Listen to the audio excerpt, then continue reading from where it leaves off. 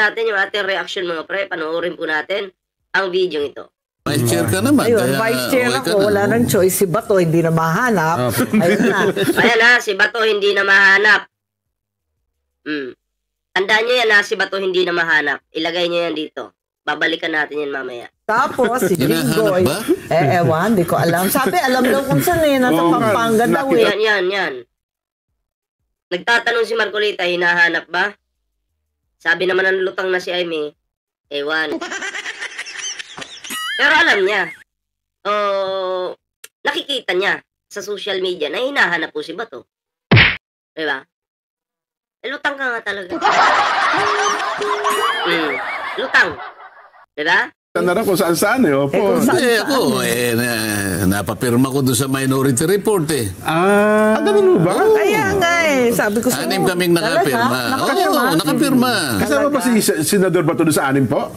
Sa pumirma? Opo. Oo, bigay mo nga sa akin yung aking... yung aking... Ano ba talaga?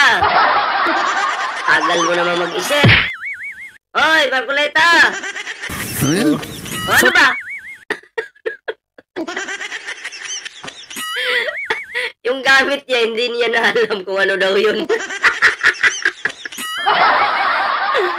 Ay, naku po. Bakit tayo nagkaroon ng senador na ganito? Bigay mo nga sa akin yung aking ganito ha. Yung aking... Ano yun? Hindi mo alam. Ay, naku po. Tuloy. Totoo pala na talagang alam kung saan. Yan o. Ano ba? Ano ba? Card? Ano ba talaga? Tagal mo nang nag-loading ah. Cellphone.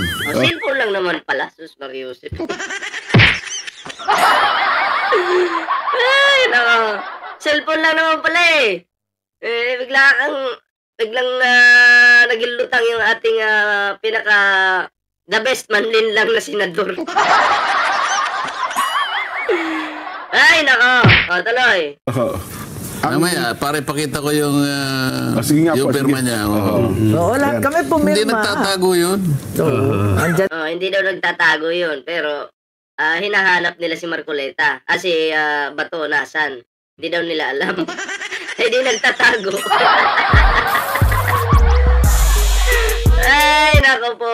Alam nyo, Marcolita, nakaupo kayo dyan. 4 kayo. Naglulukuhan pa kayo. Diba? Ang sabi nyo, hindi nyo alam. So, pag hindi mo alam, ibig sabihin, ang tao nagtatago. Diba? Tapos ngayon, bigla mo sasabihin, hindi nagtatago. Kayong 4 na lang dyan, ginagawa nyo pantanga yung sarili nyo. Promise, no? Bakit naman ganon, ha? Huwag naman ganon, Marcolita. Ikaw naman eh, di ba? Naglulukuhan pa kayo dyan. Ano yan? Ay, hindi ko maintindihan. Bakit yung ICC warrant, kung talagang may ICC warrant, ba't hindi ilabas? At isa pa doon, tanga.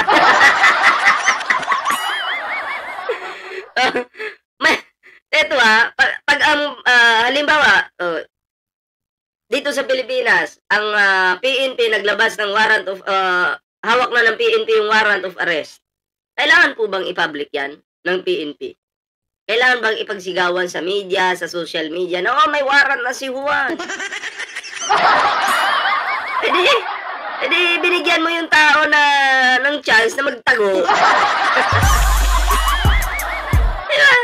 Bakit na hindi ilabas? Tanga talaga tong senadora na to. Wala ding utak, diba? Bobo, hindi kita minumura at tangat bobo, hindi po pagmumura yan. Bakit daw kasi hindi ilabas? Di ba? Warrant of arrest yan. Kailangan pa bang ilabas yan sa media, sa social media? Basta may warrant na yun. Di ba? Katulad kay Digong noon, nung nahuli si Digong, tsaka palang lumabas yung warrant o pinakita sa publiko na meron nga talaga, di ba? Ganun po yung mangyayari kay Bato. Aimee! Nagsenador ka pa, lutang ka naman. Yun nga. Sabi na, andyan. Sabi naman ng isang kapatid, wala daw. Ano ba talaga? Nasa telepono daw. Nasa telepono, gano'n na naman. Pareho ng Presidente Duterte. Parang pinakita lang ganyan. Kinakailangan na si Sen Aimee. Kinumpirma naman din yun ng ICC na merong warrant si Digong noon. Oh, kahit sa cellphone pinakita, di ba? Tatayo. Alam ko tatayo siya yan. Opo. Isang araw, siguro, mga Lunes. So, Marcoleta naman, nauumay na kami sa'yo, promise. Ang talakayan mo dyan, yung pangako mo na 2,000 pababa na kuryente, magiging libre na. Ha? Yun yung talakayan mo. Huwag mo kaming idadaan sa panlilin lang mo. Ha? Wala eh. Pinaasa mo yung taong bayan. Hindi ka naman kakaulit, boy. Pangako mo na pako. Pero next time, pag tumakbo ka, tanga na lang yung bubuto sa'yo. Martes. Pagka ba naglabas ng warrant of arrest ang ICC, mandatory ba na isusurrender mo na ang isang Opo. mamamayang Pilipino? Wag na yung senador. Kahit na hindi senador. Kahit na tindera lang sa palengke. Bakit? Natural. Warrant of arrest yan eh. Hindi mo pwedeng bastusin. Ha? Hindi mo pwedeng bastusin yung ICC. Katulad na lang dito sa Pilipinas. Pag may warrant ka, tinulungan mo yung may warrant na magtago, madadamay ka. 'Di ba? Ganun yun, Marcoleta, lawyer ka, pero ang babaw naman ang pag-intindi mo. 'Di ba? Napakababaw naman. Laliman mo naman. Yun yung problema sa'yo. Yung pagiging lawyer mo, ginagamit mo sa mali eh. 'Di ba? Mali yung explanation mo eh. Lawyer ka, 'di ba? At ICC ang pinag-uusapan diyan. Natural, meron bang halimbawa lang, nagkaroon ka ng warrant sa ICC. Itatago mo ba 'yan? 'Di ba? Ang gobyerno po kailangan makipagtulungan sa ICC. So, tutulong po ang gobyerno natin ang PNP para hanapin itong si Bato at para isurrender po diyan sa International Criminal Court. 'Di ba? Obligasyon po yan ng ating gobyerno na tulungan po ang ICC. Dahil hindi seryoso pong krimen ang pinaggagawa nito ni Bato sa panahon ni Rodrigo Duterte. Hindi po simple. Ngayon, alam mo na. Ibig mo sabihin na yung ICC mas mataas pa sa legal system ng ating bansa? Yun ang dapat nating mapag-usapan din sa... So bakit pa pala nagkaroon ng ICC kung hindi mo rin re-respetuhin? Diba? Bakit may ICC pa? Bakit may ICC pa? Parang labo mo naman, Marcoleta. Yung ibang bansa nga na member ng ICC, okay, hindi nga sila nagre-reklamo, nakikipagtulungan nga eh. Pag may uhuhulihin sa bansa nila, tapos ikaw para kang isip bata. Diba? Wala talaga. Hindi po pwede yun. Yung nangyari kay Presidente Duterte, hindi dapat... Di puntahan mo sa dahig, gugutin mo, Amy. Puntahan mo, hindi pala pwede. Saksakin mo sila ng baba mo doon, yung mga guard doon. Saksakin mo ng baba mo. Kasi hindi pwede, di ba? Hindi pwede. Punta kang dahig, ligtas mo si Digong doon, itakas mo. Kasi kinidnap eh. O nga naman, kinidnap. So, ang gagawin natin, i-rescue. I-rescue mo. Nandito lang kami sa likod mo, suportado ka namin. I-rescue mo doon. Dahil ba, kriminal pala yung ICC, okay? Kidnapper pala yung mga yan, pagsasaksakin mo ng baba mo. Ganun ba, Ito ba? Ito. Kunyari, iyayakapin mo yung guard. Sabay tusok.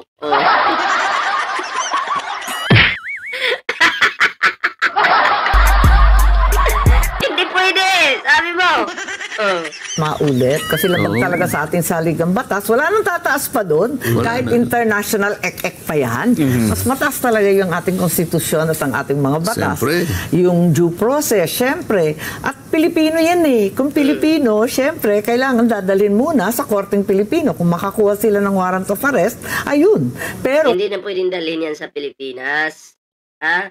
Kasi ang Pilipinas kasi, pagkakampi nyo yung nandyan sa posisyon, papalayain nyo rin yan.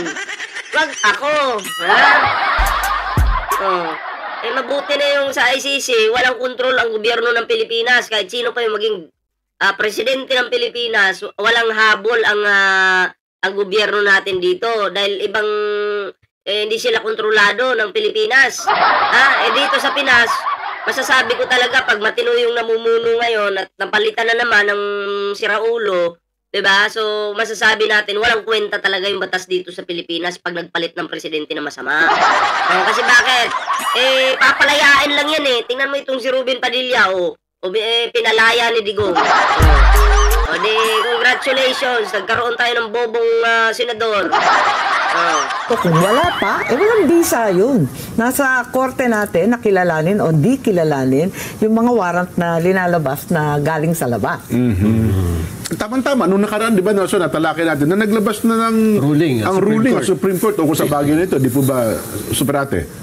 Yes, ang sabi naman na wala pang issue, wala pang injured party, wala pang maski ano. Kaya dinismiss yung kay Bato. Yun ang intindi ko Oho. Kasi premature eh. Wala Premature pa daw. namang, wala pa nahuli. Wala pa question nahuli. yung ano, yung Oo. wala pang maipakita yung ICC. Dapat may mahuli na halimbawa, may nahuling butiki halimbawa. Para meron ng ano. Hindi, mali. Halimbawa, may nahuling manlilin lang. Dapat yun yung example mo. Kasi nilinlang mo ang taong bayan. Example ba? Example lang naman, huwag kang magagalit. Halimbawa, may nahuling manlilin lang. May nahuling traidor.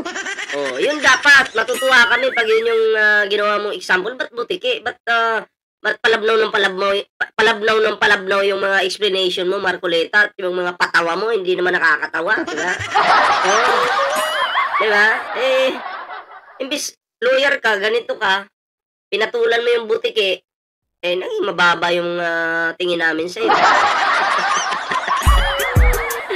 Butiki ba naman nandyan Ay, nako. Pero ng actual case. Actual Wala controversy. pang Doon kaso natin matetes kung talagang kakasa ang Supreme Court. Kasi kung ako yung Chief Justice ng Supreme Court, Opo. teka muna. Aha. Bakit? Mas mataas ba yung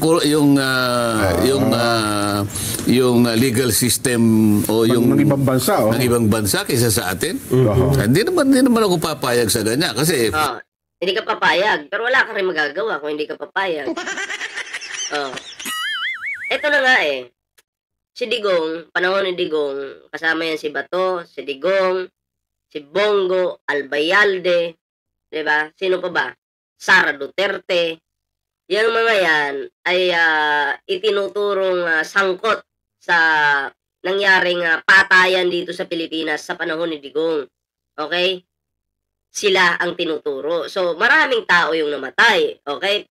30,000, sabi ng iba. Sabi naman ng mga DDS, ang naka-record lang, 9,000. So, pagpalagay natin kahit 5,000 nga lang Tao yan. Buhay ng tao yan. At nangyari lang yan sa panahon ninyo. Ha? So, kailangan ang sumundo sa inyo ICC na.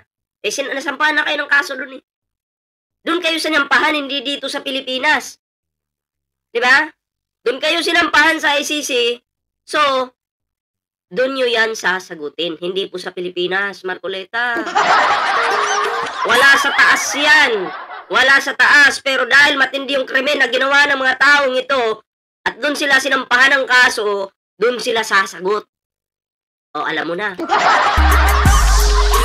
Diba? Mahina talaga to si Marcoleta. Binabaluktot po yung batas. meron tayong saligang batas, sasabihin niya.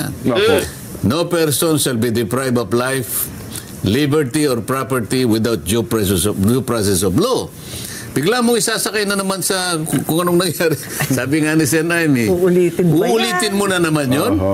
Samantalang kung tutuntunin mo mismo, yung mismo provision ng Rome Statute, kung sino man, halimbawa talagang nakapag-issue na ng warrant of arrest, makikialam pa rin yung yung judicial authority ng domestic court kasi para masino mo kung talaga yung sinabi na yun ang taong yun. Ayun, at kung halimbawa yung kanyang karapatan ay naproteksyonan. Kaya dadalhin mo muna sa korte. Hindi mo dadalhin sa Villamor Airbase. Kailangan nating matingnan, matest. Kung nasusunod pa rin ang mga batas.